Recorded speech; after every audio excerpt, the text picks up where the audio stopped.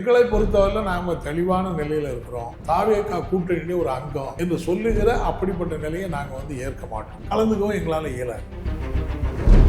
அதிமுகவோட திமுக கூட்டணி போயிடுவாங்களோ அப்படின்ற ஒரு விஷயத்தினால நீங்க வெளியே வந்தீங்க. ஆமா, தாவேகாவில் இணைஞ்சீங்க. இன்னைக்கு தாவேகா செய்யற விஷயம் சரின்னு நினைக்கிறீங்க? நாங்க திமுக கூட்டணி வந்துட்டதுனால நாங்க தாவேகா கூட்டணியில தாவிட்டோம்னு அர்த்தமே கிடையாது.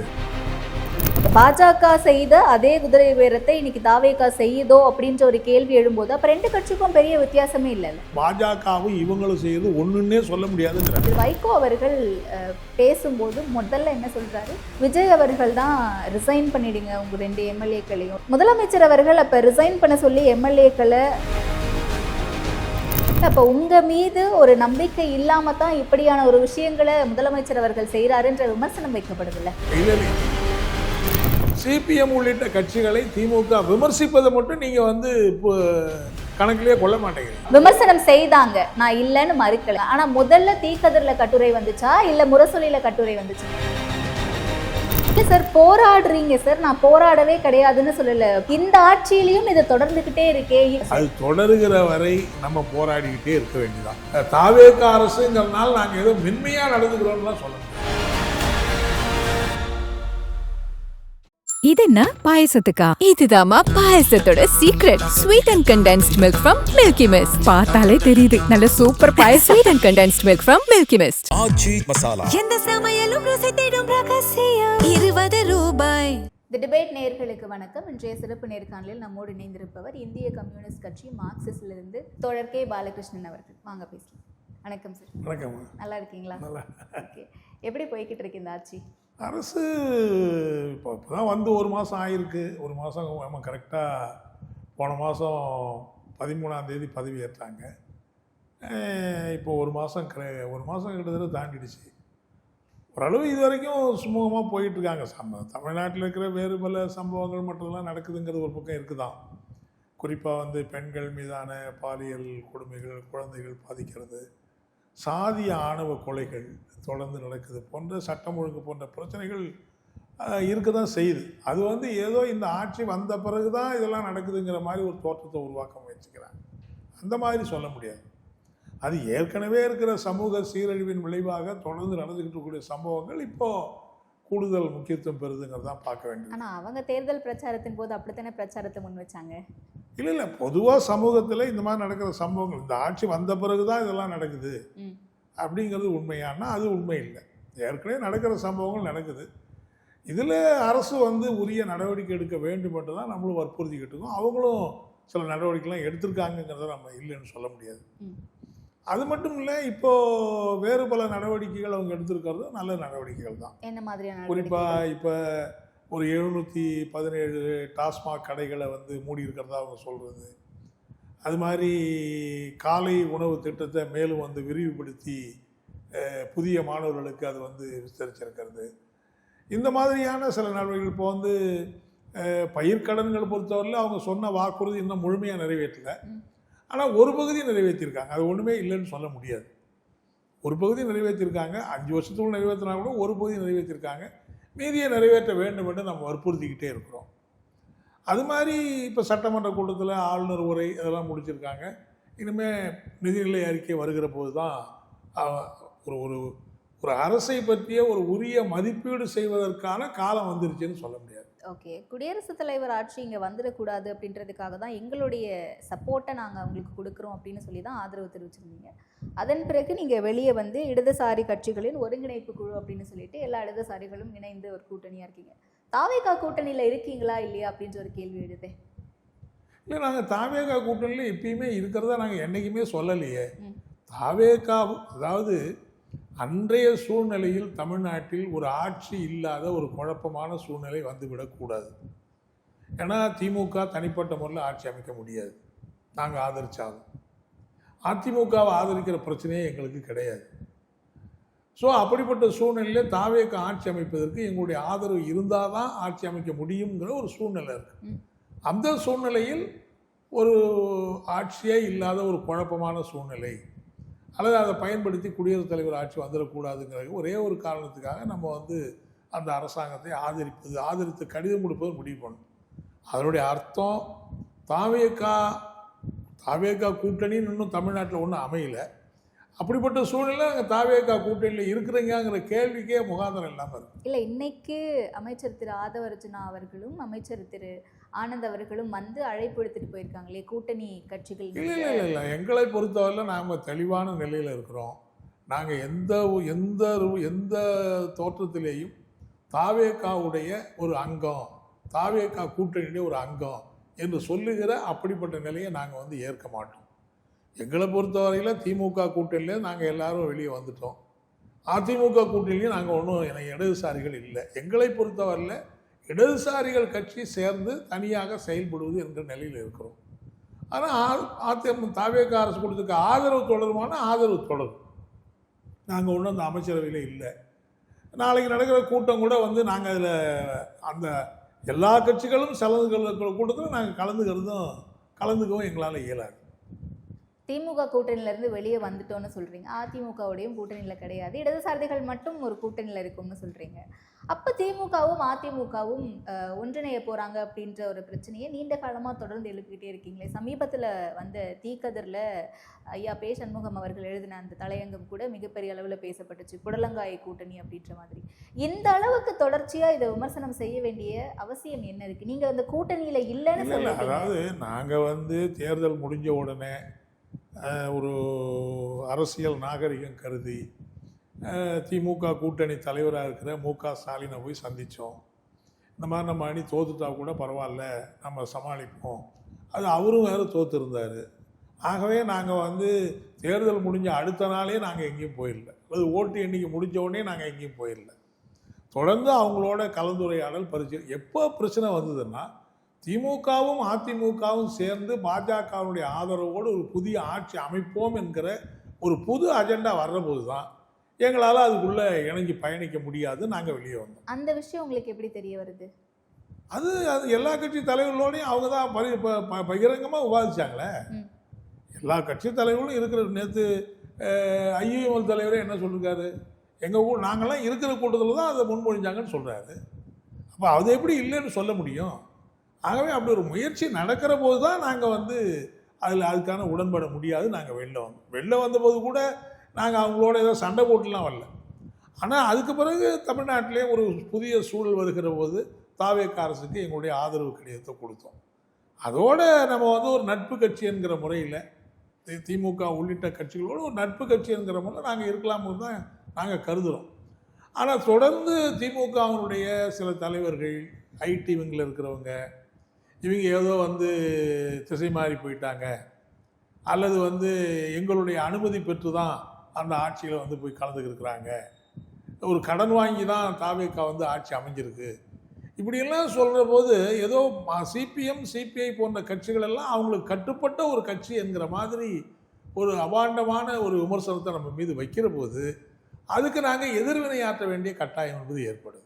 நாங்களாக எதையும் சொல்லலை, ஓகே, அவங்க சொல்லுகிற போது அதுக்கு எதிர்வினை ஆற்றுகிற பாயிண்டில் நாங்கள் சொன்னோம். இல்லை, அன்றைக்கி இருந்த சூழல் நம்ம இருந்தோம், ஒரு புதிய சூழலில் ஒரு புதிய முடிவெடுக்க வேண்டிய தேவை இருந்தது. அந்த தேவையின் அடிப்படையில் நாங்கள் வந்து கூடி முடிவெடுத்து நாங்களாக தான் முடிவெடுத்தோமே தவிர யாருடைய அனுமதியும் கேட்டு எங்களுக்கு செய்ய வேண்டிய அவசியம் இல்லை. அப்படி தான் எங்கள் செயலாளர்னு சொன்னார். எங்கள் கட்சியினுடைய நிலைப்பாடு அதுதான். எனவே ஒரு புதிய சூழ்நிலையில் ஒரு ஆதரவு கடிதம் கொடுத்ததும் திமுக அதிமுக சேர்ந்து பாஜக உதவியோட ஒரு மாநில ஆட்சி அமைப்பது என்கிற இப்படிப்பட்ட பிரச்சனைகள் வந்திருக்கிற சூழலை நாங்கள் வெளியே வந்ததும் தான் யதார்த்தமான உண்மை. இல்லை, அப்படிப்பட்ட ஒரு சூழல் வந்துச்சு, அதை நீங்கள் எதிர்க்கிறீங்க, அதனால வெளியே வரீங்க, அண்ட் உங்களுக்கான செல்ஃப் ரெஸ்பெக்ட் முக்கியம்னு பேசுறீங்க, இது எல்லாமே சரியான ஒரு விஷயம். பட் திரும்ப திரும்ப அதை சொல்லிக்கிட்டே இருக்க வேண்டிய அவசியம் இல்லை. திமுகவும் அதிமுகவும் இணைய போறாங்க அப்படிங்கிறது இங்கே தமிழக அரசின் மீது ஏதோ ஒரு குற்றச்சாட்டோ இல்லை பிரச்சனையோ வரும்போதெல்லாம் இந்த பக்கம் அதிமுகவும் திமுகவும் ஒன்று சேர்றாங்க அப்படின்ற ஒரு குரல். இல்லை, நாங்கள் எப்பயுமே சொல்லலை. அதாவது நீங்கள் நல்லா பார்த்தீங்கன்னா தெரியும், இப்போ சிபிஎம் இந்த கட்சிகள் வந்து திமுகவிலேருந்து வெளியேறி தாவேகாவுக்கு ஆதரவு கொடுத்து தாவேகா ஆதரவு அமைச்சிருக்கிற சூழ்நிலையில் அது வந்து திமுக வந்து அதை ஏற்றுக்கொள்ளுகிற ஒரு மனநிலை வரல.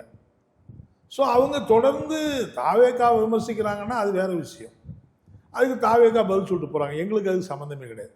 பட் எங்களை விமர்சிக்கிற போது, எங்களை கேள்வி எழுப்புகிற போது, நீங்கள் எப்படி இந்த கூட்டணி ஜெயிச்சுட்டு இன்னொரு கூட்டணி எப்படி போய் ஆதரிக்கிறீங்க, அன்றைக்கி அவங்க இப்படிலாம் தானே உங்களை பற்றி பேசுகிறாங்க அப்படின்லாம் கேட்குற போது நாங்கள் அதுக்கு எதிர்வினை ஆற்ற வேண்டிய, பதில் சொல்ல வேண்டிய கட்டாயத்துக்கு நாங்கள் தள்ளப்படணும். அவ்வளோதான். வேற நாங்களாக வந்து திமுக பற்றி விமர்சிக்கிற நாங்கள் திமுக விமர்சிக்க வேண்டிய அவசியம் எங்களுக்கு என்ன இருக்குது? அவங்க வந்து இப்போ ஆட்சியிலே இல்லை. மீது விமர்சனம் செய்கிறாங்கன்னா திமுக மீது வைப்பதற்கு இல்லை கடந்த ஆட்சியில் அவங்க செய்த தவறுகள் அப்படின்ட்டு எந்த விமர்சனமும் கிடைக்கலையா? அதிமுகவோட கூட்டணி போகிறது மட்டும்தான். இல்லை அதாவது தேர்தலுக்கு முன்னாடி இருக்கிற நிலைமை வேற, தேர்தலுக்கு பின்னாடி வந்திருக்கிறதுனால நாங்கள் ஏன் அதுலேருந்து வெளியே வந்தோங்கிறதுக்கு நாங்கள் உரிய விளக்கம் கொடுக்கணும்ல. நீங்க கேக்குறீங்க ஓகே, அப்ப அதிமுகவோட திமுக கூட்டணி போயிடுவாங்களோ அப்படின்ற ஒரு விஷயத்தினால நீங்க வெளியே வந்தீங்க. ஆமா, தாவேகாவுல இணைஞ்சீங்க. இன்னைக்கு தாவேகா செய்யற விஷயம் சரின்னு நினைக்கிறீங்களா? அதிமுகல இருந்து ஒவ்வொரு எம்எல்ஏக்களும் ரிசைன் பண்ணிட்டு வந்தீங்க தாவேகா. அது எல்லாத்த பத்தி அதனாலதான் நாங்க சொல்றோம், நாங்க திமுக கூட்டணி வந்துட்டதுனால நாங்க தாவேகா கூட்டணியில தாவிட்டோம்னு அர்த்தமே கிடையாது. நாளைக்கு நடக்கிற கூட்டத்திலையும் நாங்க பங்கேற்கிறது இல்லைன்னு தான் இருக்கிறோம். நாங்க வந்து தனியா போய் முதலமைச்சரை பார்ப்போம். சிபிஎம், சிபிஐ, இடதுசாரி கட்சிகள்லாம் நாங்கள் தனியாக கூட பார்ப்போம். ஆனால் ஒரு கூட்டணி என்கிற ஒரு தோற்றம் ஏற்படுத்திவிடக்கூடாதுங்கிறதுல நாங்கள் ரொம்ப தெளிவாக இருக்கோம். அது மட்டும் இல்லை, சட்டமன்றத்தையாக இருக்கட்டும், வெளியில் நடக்கிற நிகழ்ச்சியாக இருக்கட்டும், தாவேகா செய்யக்கூடிய அது விமர்சிக்க வேண்டிய விஷயங்கள் ஒவ்வொன்றையும் நாங்கள் உரிய விமர்சனத்தோடு சுட்டி காட்டிக்கிட்டு தான் இருக்கோம். எதில் நாங்கள் வந்து சுட்டி காட்டல, தாவேகா செஞ்சுருக்கிற தவறை எதை நாங்கள் சுட்டி காட்டல. இப்போ நீங்கள் அதிமுகவிலேருந்து பதவிகள், எம்எல்ஏ பதவி ராஜினாமா பண்ணுறாங்க, உடனே தாவேகாவில் போய் சேர்க்குறாங்க. அது தவறு, இது வந்து தேவையற்ற, இது ஒரு அநாகரிகமான செயல் என்பதை நாங்கள் சுட்டி காட்டணும். இப்போ உங்கள் மீது ஒரு நம்பிக்கை இல்லாமல் தான் இப்படியான ஒரு விஷயங்களை முதலமைச்சர் அவர்கள் செய்கிறாருன்ற விமர்சனம் வைக்கப்படுதில்ல? இல்ல எங்க பேர்ல அவருக்கு நம்பிக்கை, ஒரு ஆதரவு கொடுக்குறீங்க. அந்த மேண்டேட், அந்த நம்பர்ஸ் பத்தல அப்படின்றதுக்காக தான் இவங்க எப்ப வேணா வெளியே விட்டு போவாங்க, நம்ம சேஃப்டிக்கு ஆட்களை திரட்டணும் அப்படின்றதுக்காக இப்படி ஒரு ஹாஸ்பிடல் எந்த நோக்கத்துல செஞ்சாலும், எந்த நோக்கத்துல அவர் செஞ்சாலும், அது வந்து எம்எல்ஏக்கள் பதவியை ராஜினாமா பண்றதும் அடுத்த நொடியே அவங்கள வந்து தாவேகாவில் கட்சியில் சேர்க்கறதுங்கிறது அது இயல்பா நடந்த ஒண்ணுன்னு நாங்க நினைக்கல. ஒரு நோக்கபூர்வமாக இது செய்து இது வந்து தாவேகாவினுடைய நன்னடத்தைக்கே, நற்பெயருக்கே களங்கம் கற்பிக்குது அப்படின்னு தான் நாங்கள் சொன்னோம். இது உங்களுடைய நற்பெயருக்கே களங்கம் கற்பிக்கிறது அமையுது. இது குதிரை பேரம் இருக்கோங்கிற சந்தேகத்தை வந்து மக்கள் மத்தியில் உருவாக்குது. பொதுமக்களிடம் உங்களுடைய செல்வாக்குக்கு ஒரு விரோதமான நிலையை உருவாக்குறது தான் நாங்கள் தெளிவாக சுட்டி காட்டிருக்கோம். அதில் நாங்கள் ஒன்றும் நாங்கள் ஆதரிக்கிற கட்சி ஆட்சி ஆகவே எது செஞ்சாலும் சரி நாங்கள் ஒன்றும் இல்லையே. இல்லை, அப்போ இவ்வளவு நாள் பாஜகவோட பி டீம் தான் தாவேகான்னு சொல்லிட்டு இருந்தாங்க. பாஜக செய்த அதே குதிரை பேரத்தை இன்னைக்கு தாவேகா செய்யுதோ அப்படின்ற ஒரு கேள்வி எழும்போது அப்போ ரெண்டு கட்சிக்கும் பெரிய வித்தியாசமே இல்லைல்ல? இல்லை அதாவது பாஜக வந்து பல மாநிலங்களில் செய்யக்கூடிய இவங்கெல்லாம் என்னென்னா, எம்எல்ஏக்களை வாங்கி ஆட்சியை மாற்றி அமைக்கிறாங்க, எம்பிக்களை மாற்றி அப்படியே ஆட்சியை மாற்றி அமைக்கிறாங்க. இது வரைக்கும் அவங்க எங்கேயும் ராஜினாமா பண்ணிட்டுலாம் வர சொல்கிறதில்ல. பாருங்க, மகாராஷ்டிராவில் என்ன நடந்திருக்கு, மேற்கு வங்காளத்தில் என்ன நடந்திருக்கு, தேர்ந்தெடுக்கப்பட்ட எம்எல்ஏக்களை பூரா அப்படியே வந்து கட்சி மாற்றிட்டாங்க. கோவாவில் அப்படி தான் நடந்தது, அஸ்ஸாமில் அப்படி தான் நடந்தது, திரிபுராவில் அப்படி தான் நடந்தது, இப்போ மேற்கு வங்காளத்தில் அப்படி. எல்லா மாநிலங்களிலும் பாஜக தேர்ந்தெடுக்கப்பட்ட எம்எல்ஏக்கள், எம்பிக்களை அப்படியே கூண்டோடு தூக்கிட்டு போறதுங்கிறத அவங்க வேலை செய்யலாம். அதுக்கான முயற்சிகள் நடந்தது. இல்ல இவங்க வந்து பதவியோட போயிட்டு முன்னாள் அமைச்சர் சி வி சண்முகம் அவர்களை பார்க்கிறாரு, இபிஎஸ் அவர்களை பார்க்கல, அங்க ஒரு பேச்சுக்கள் பேசப்பட்டு. இவங்களை பொறுத்தவரையில் அந்த மாதிரி வந்து பாஜகவும் இவங்களும் செய்யறது ஒண்ணுன்னே சொல்ல முடியாதுங்கிற. ஒன்னா தான் இவங்களும் இப்ப நீங்க எம்எல்ஏக்கள் வந்து ஆதரவு இல்லாத எம்எல்ஏக்கெல்லாம் நீங்க வாங்கன்னு அப்படியே கூட்டு போயிருக்கலாம். அப்படி பண்ணல. இவங்க எம்எல்ஏக்களை ராஜினாமா பண்ணிவிட்டு அவங்க போய் சேர்றாங்க. அதுவே வந்து சரியானது இல்லைன்னு தான் நாங்கள் வந்து சொல்கிறோம்.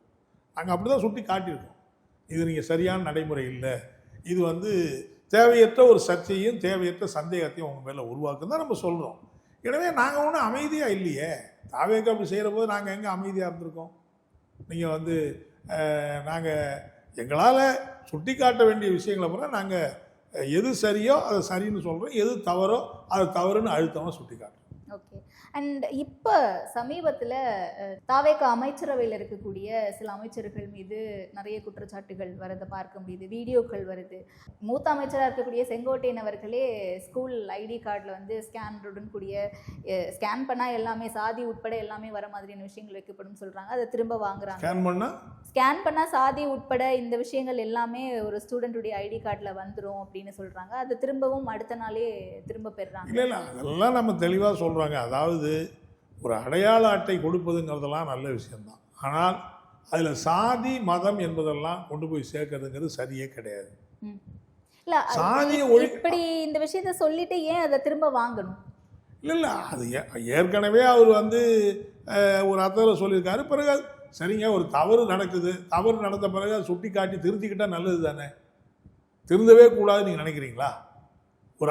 அவர் என்ன சொல்கிறாரு, ஒவ்வொரு வருஷமும் சாதி சான்றிதழ் வாங்கிறதுக்காக நாங்கள் இப்படி கொடுக்குறோன்னு சொன்னார். ஆனால் பொதுவாக எல்லோரும் என்ன சொல்கிறாங்க, ஒரு அடையாள அட்டையில் எதுக்கு நீங்கள் வந்து சாதியை குறிப்பிடுறீங்க, சாதி மதத்தை குறிப்பிடுறது ரொம்ப இழுக்கான செயல் அது அப்படின்னு சொல்கிறாங்க. உடனே மறுநாள் வந்து சாதி அதில் இடம்பெறாது அப்படின்னு சொல்ல நல்லது தானே.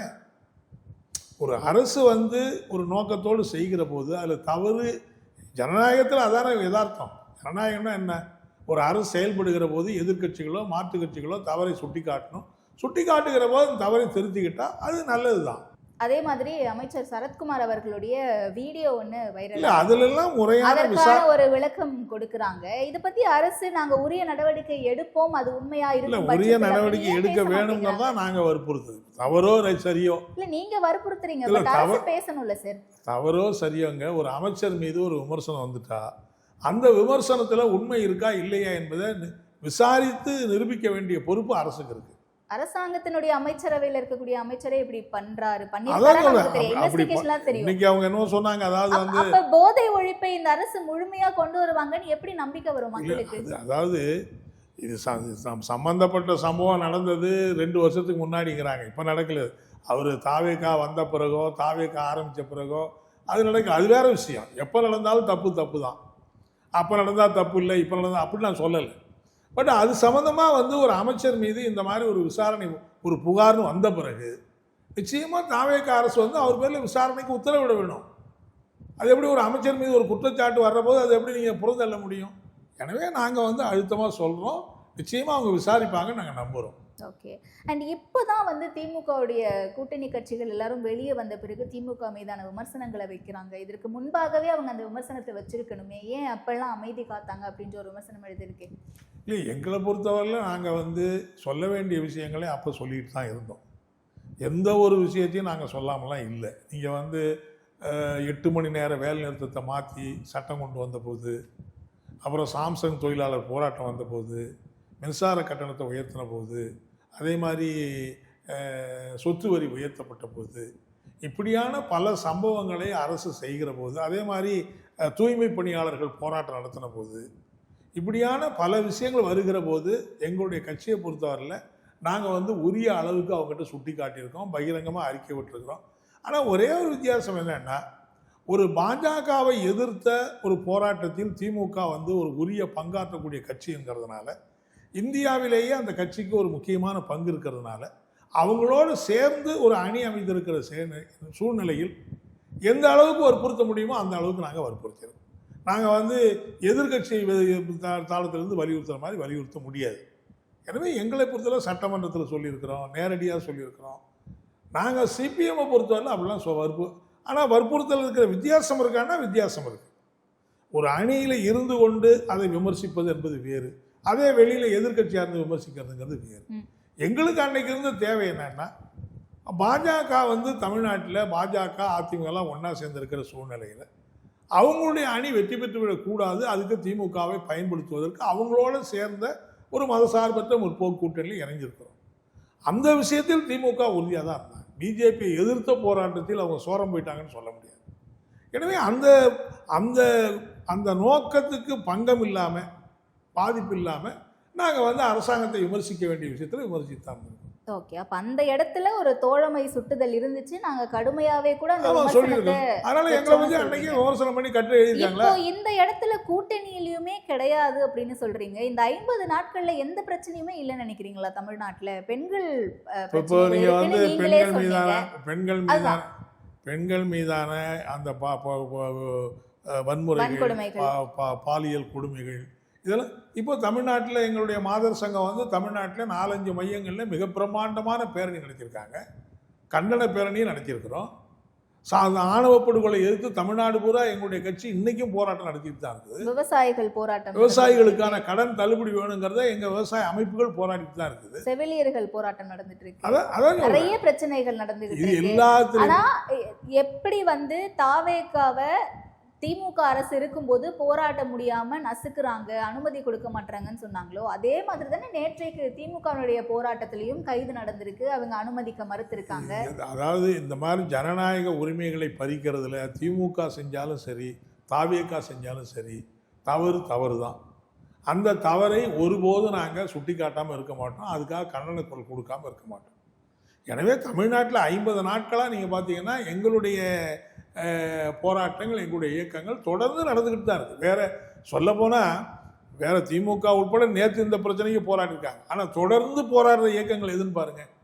நீங்கள் கடன் பிரச்சனையாக இருக்கட்டும், அல்லது வந்து பெண்கள் பிரச்சனையாக இருக்கட்டும், அல்லது சாதி ஆணவ கொள்கை பிரச்சனையாக இருக்கட்டும், அல்லது பட்டியலினத்து மக்கள் மீது தொடுக்கப்படுகிற தீண்டாமை கொடுமையாக இருக்கட்டும், இது எல்லாத்துக்கும் தொடர்ந்து இந்த 50 நாட்களில் தேர்தலுக்கு பிறகு தொடர்ந்து போராடிட்டு இருக்கிறது எந்த இயக்கம் போராடுது நீங்கள் பாருங்க. வேற எந்த இயக்கம் போராடலையே. இல்ல சார், போராடுறீங்க சார், நான் போராடவே கிடையாதுன்னு சொல்லல. போராட்ட முழக்கம், புரட்சி அப்படிங்கிறது கம்யூனிசத்திலேயே ஊறி போன ஒரு விஷயம். ஆனா இந்த ஆட்சியிலையும் இதை தொடர்ந்துகிட்டே இருக்கே, இன்னும் எத்தனை நாளைக்கு போராடிக்கிட்டே இருப்போம்னு கேட்கிறேன். இல்ல அது தொடர்கிற வரை மாணவர்கள் எஸ்எஃப்ஐ ஸ்டூடண்ட்ஸ் மேல தாக்குதல் தொடர்கிற வரை மாணவர்கள் அரெஸ்ட் பண்றாங்க. அது தொடர்கிற வரை நம்ம போராடிக்கிட்டே இருக்க வேண்டியதான். நீங்கள் இப்போ நாளைக்கு என்ன இதுக்கு ஒட்டுமொத்தமாக தீர்வுக்கு என்ன மருந்து இப்போ கிடைக்க இம்மிடியேட்டாக இருக்குது? அது ஒன்றும் இல்லையே. ஆகவே இந்த இந்த இந்த கொடுமைகள் நடக்கிற போது, இந்த தவறுகள் நடக்கிற போது, எப்போ இந்த தவறுகள்லாம் இல்லைன்னு முடிவுக்கு வரோம்னா ஒரு வலுவான மக்கள் இயக்கம் பலப்படுகிற போது தான் இந்த தவறுகளில் வந்து மட்டுப்படும் அல்லது வந்து தடுத்து நிறுத்தப்படும். ஸோ அதுக்கான ஒரு வலுவான மக்கள் இயக்கத்தை நடத்துவதற்கு நாங்கள் தொடர்ந்து முயற்சி பண்ணிட்டு தான் இருக்கோம். சரியான பாதையில தான் இந்த அரசு போறாங்கன்னு நினைக்கிறீங்களா? சரியான பாதையில் போகிறாங்கங்கிறதுல எங்களுக்கு ஒன்றும் சந்தேகம் இல்லை. ஆனால் போகிற போது இப்படியான பிரச்சனைகள்லாம் வருது. அந்த பிரச்சனைகளை கூடுதலாக வந்து அவங்க கவனிக்கணும். அதில் கூடுதலான இப்போ உதாரணமாக வந்து தாவேக்காவில் இருக்கிற ஒருவரே ஒரு தாவேக்கா பெண்ணை தூத்துக்குள்ள நடந்த சம்பவம் இருக்குது. இப்போ அது கூட கேட்குறோம். நாங்கள் எல்லாம் அவர் உடனடியாக கைது பண்ணியாச்சு, அவர் கட்சியை விட்டு நீக்கியாச்சு. சரி, அந்த பெண் மீது நீங்கள் ஏன் நடவடிக்கை எடுத்தீங்க, அதை நாங்கள் என்னன்னு பார்க்குறோம். ஸோ எங்களை பொறுத்த வரையில் அது தாவேக்கா அரசுங்கிறதுனால நாங்கள் ஏதோ மென்மையாக நடந்துக்கிறோம்லாம் சொல்ல முடியாது. இல்லை, மாநில உரிமைகள் பேசுகிறோம், இருமொழி கொள்கை பேசுகிறோம். சிபிஎஸ்சியில் 9th and 10th Hindi imposition கொண்டு வராங்க அப்படின்ற விஷயம் வருது. அதை 1 இயருக்கு ஸ்டாப் பண்ணி வைக்கிறாங்க. இந்த மாதிரியான பிரச்சனைகள்லாம் இருக்குது. இப்படி பள்ளிகளுக்கு போயிட்டு தாவேக்காவினரோ இல்லை எம்எல்ஏக்களோ ரீல்ஸ் எடுத்து போடுறாங்க. அங்கே இருக்கவங்களை வந்து விஜயுடைய பாட்டு பாட சொல்லி, முதலமைச்சருடைய பாட்டு பாட சொல்லி ஃபோர்ஸ் பண்ணுறாங்க. இப்படிலாம் வரும்போது ஒவ்வொரு முறையும் கல்வித்துறை அமைச்சர் சொல்லிட்டே இருக்கார் அப்படி பண்ணக்கூடாதுன்னு. பட் இதெல்லாம் தொடர்ந்துக்கிட்டே இருக்கே. இல்லை அதாவது தாவேக்காவில் இருக்கிறவங்க புதுசாக கட்சிக்கு வந்திருக்காங்க, புதுசாக கட்சிக்கு ஆரம்பிச்சிருக்காங்க. அதில் இருக்கிற பல இளைஞர்களுக்கு ஒரு வேளை போதிய பயிற்சி இல்லாமல் இருக்கலாம், அல்லது போதிய இப்படிலாம் செஞ்சால் அது எப்படி தவறாக விளைவு வருங்கிறத பற்றி யோசிக்காமல் இருக்கலாம். பட் எப்படி இருந்தாலும் ஒரு தாவேக்கா என்கிற நிர்வாகி ஒரு பள்ளிக்கூடத்துக்கு போகிறது, ஒரு மருத்துவமனைக்கு அவங்க போய் ஆய்வு செய்ய வேண்டிய அவசியம் என்ன இருக்குது? அவங்க ஆளுகிற கட்சி எவ்வளோதான். கட்சியினுடைய பிரதிநிதிங்கிற முறையில் தேர்ந்தெடுக்கப்பட்ட பிரதிநிதியாக இருந்தால் கூட பரவாயில்ல. ஒரு கவுன்சிலர் போகிறாரு, ஒரு பஞ்சாயத்து போர்டு பிரசிடென்ட் போனால் பரவாயில்ல. பட் தாவேக்கா நிர்வாகிக்கு என்ன அதிகாரம் இருக்குது? அவர் போய் அங்கே வந்து கேள்வி கேட்க. ஸோ போய் நம்ம கூட முறையிடலாம், இது மாதிரி தவறு நடக்குது பாருங்கன்னு முறையிடலாம். பட் ஆய்வு செய்கிறோம், நாங்கள் போய் அதை என்னென்னு பார்க்குறோங்கிறதெல்லாம் ஒரு எல்லை மீறிய காரியமாக தான் நாங்கள் பார்க்குறோம். அதெல்லாம் வந்து தாவேக்கா வந்து தங்களுடைய கட்சியினரை கட்டுப்படுத்த வேண்டிய பொறுப்பு அவங்களுக்கு அதிகமாக இருக்குது. மதிமுக மட்டும்தான் திமுகவோட கூட்டணியில் இருந்தாங்க சமீபத்தில் வரைக்கும். அண்ட் அவங்களுமே வெளியே வந்துட்டாங்க. அண்ட் திரு வைகோ அவர்கள் பேசும்போது முதல்ல என்ன சொல்கிறாரு, விஜய் அவர்கள் தான் ரிசைன் பண்ணிடுங்க, உங்கள் 2 எம்எல்ஏக்களையும் ரிசைன் பண்ண சொல்லுங்கள், தேர்தல் வந்துச்சுன்னா இடைத்தேர்தலில் நானே வந்து பிரச்சாரம் செய்கிறேன் அப்படின்னு சொன்னார். பட் அதன் பிறகு மாற்றி பேசியிருக்காரு. முதலமைச்சர் அவர்கள் அப்போ ரிசைன் பண்ண சொல்லி எம்எல்ஏக்களை அழுத்தம் கொடுத்துருக்காரு அப்படின்ற ஒரு விஷயம் நீங்கள் பார்க்குறீங்களா? அதாவது மதிமுக வந்து திமுகவிலேருந்து வெளியேறி போகிற போது அந்த எம்எல்ஏக்கள் நிச்சயமாக வந்து ரிசைன் பண்ணி தான் ஆகணும். ஏன்னா அவங்க திமுக சின்னத்துலேருந்து ஜெயிச்சிருக்காங்க. அவங்க வந்து மதிமுக முடிவு கட்டுப்பட்டு இன்னொரு பக்கம் போக முடியாது. யதார்த்தமான அதுதானே. அவங்க மதிமுகவில் இருந்தாலும் அதுதான் யதார்த்தம். இல்லை அவங்க யதார்த்தமாக வந்து அவங்க மதிமுக இருந்தாலும் அவங்க வந்து திமுகவினுடைய பிரதிநிதியாக தான் சட்டமன்றத்தில் அங்கீகரிக்கப்பட்டிருக்காங்க. எனவே மதிமுகவில் நீங்கள் வர்ற போது உங்கள் எம்எல்ஏக்கள் ரிசைன் பண்ணணுங்கிறது தான் கட்டாயம். அது ஒன்றும் முதலமைச்சர் சொன்னாரா இல்லையாங்கிறது கூட அடுத்த விஷயம். இவங்க அவர் முடிவை கட்டுப்பட்டு போனாங்களா இல்லையாங்கிறது அது வேற கேள்வி. அப்படி வராங்கங்கிற பட்சத்தில் அவங்க ரிசைன் பண்ணி தானே ஆகணும். ரிசைன் பண்ணி தான் ஆகணும் சார், அது தெரியும். பட் முதலமைச்சர் சொன்னாரு அப்படிங்கிறது சொன்னாரா இல்லையா நமக்கு தெரியாது. வைகோ சொல்றதை வச்சா நம்ம சொன்னாருன்னு சொல்றாரு. வைகோ சொன்னதை வச்சா நம்ம சொல்ல வேண்டியிருக்கு. அவரு சொன்னாரா இல்லையா நம்ம எங்க நேரடியா பார்க்கல. வைகோ அவர் தான் சொன்னாரு ரிசைன் பண்ணுங்க நான் ஜெயிக்க வைக்கிறேன் அவர் சொல்லியிருக்கலாம். எனக்கு என்னமோ அவர் முதலமைச்சர் சொல்லாமல் இவர் சொல்லியிருப்பாராங்கிறது ஒரு கேள்விக்குரிய ஒன்று தான். ஏன்னா நிச்சயமாக என்னென்னா வேறு மாற்று வழி இல்லைங்கிற அடிப்படையில் அவங்க விலகி வராங்கன்னா அவங்க ரிசைன் பண்ணட்டும் நான் ஜெயிக்க வைக்கிறேன்னு அவர் சொல்லியிருக்கக்கூடும்.